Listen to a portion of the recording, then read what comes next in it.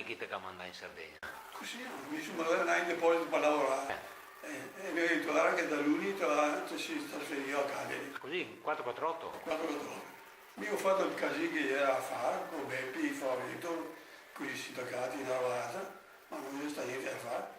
Mi presentavo a Cagliari lunedì mattina, che era, qui mio marito era mercoledì, mi pare, e invece lei sta Licenziato. licenziato. Che anno era? 1950, a giugno del 1950.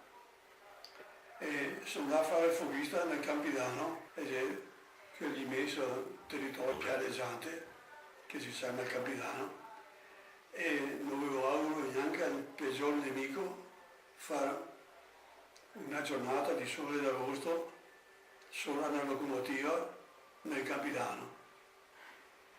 E se non te do, guarda, ancora, se che penso ancora,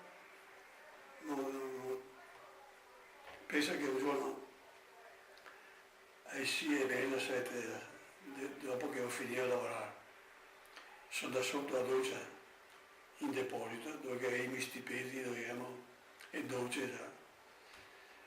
E mi sono sentito svegliare sotto la doccia, mi va a svegliare il custode del dolce, del deposito, il custode, Leone si chiamava. E c'è un mar di parole perché mi ero indormentato sotto la doccia fredda. Io da fuori sentivo questa doccia che andava, sotto la doccia che ero mica dormivo. Pensi in che stati che E che te avevi 20 anni? 23? 22, 23. ti pensi in che stati che ero ciapato.